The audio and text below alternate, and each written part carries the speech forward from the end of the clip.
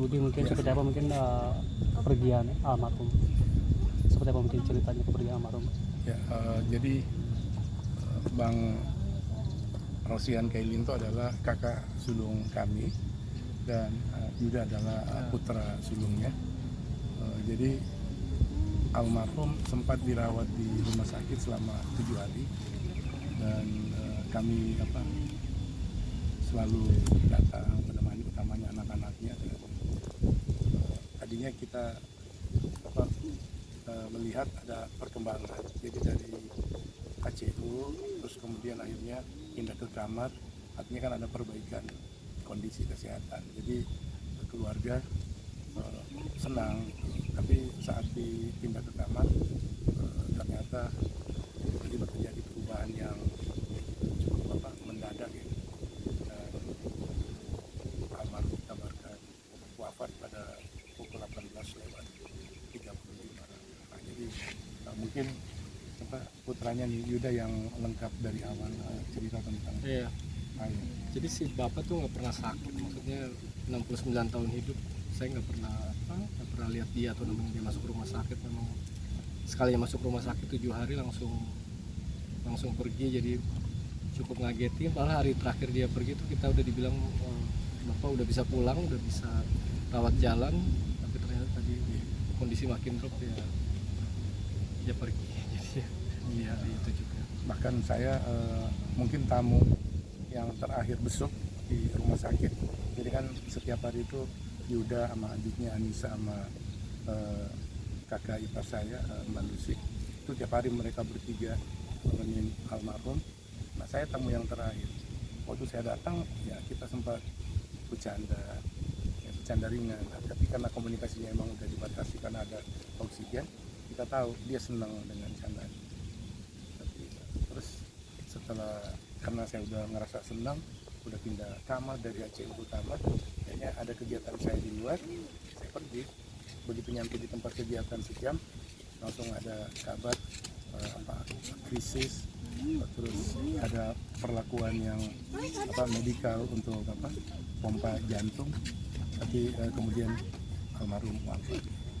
Mas Yuda mungkin sempat menemani di detik-detik terakhir papa mungkin atas gimana Mas Yuda? Iya, jadi terakhir itu kita memang mau melakukan proses intubasi biar nafasnya bisa langsung dipus lewat lewat selang itu biar cepat. Jadi ya terakhir sebelum proses saya minta izin sama dokter buat ngobrol 1 menit. Saya cuma bilang ya semangat, anak-anak nungguin di rumah karena dia tuh senang banget main sama cucu-cucunya, tiap hari selalu nanya bisa jemput nggak, bisa anterin di sekolah nggak. Ya dia cuma bilang oke. Dia bilang nanti ya artinya dia masih semangat sebenarnya sebelum wafat, cuma ya takdir berkata lain. Mas Yuda, Mas riwayat Budi sendiri gimana mungkin Mas, riwayat penyakit bapak tuh? Kalau riwayat penyakit sebenarnya bapak mungkin kayak ada asam lambungnya aja, makanya ketika malam tahun baru dia bilang sesak dan dada panasnya, dia cuma pikir ternyata asam lambung mungkin, tapi ternyata makin parah keadaannya. Tanggal 6 Januari dia mulai mengeluh sakit, 7 Januari ternyata diperiksa jantungnya membengkak gitu. Jadi situ dia kaget karena nggak pernah sakit, mungkin akhirnya dia jadi kepikiran terus penyakitnya. Sebelumnya nggak pernah sama sekali sakit. Mas Yuda, Mas Budi mungkin bisa dijelaskan ini itu mungkin dari siapanya Mas Abde ya, almarhum sendiri? Ya, aku nunggu dulu. Iya, jadi kami bersaudara 8 orang. Jadi abang tertua itu Bang Rosian Kailinto, 3 perempuan, 5 laki. Saya anak yang ke 6, Abdi yang ke-7. Jadi Abdi negara itu anak yang ke-7.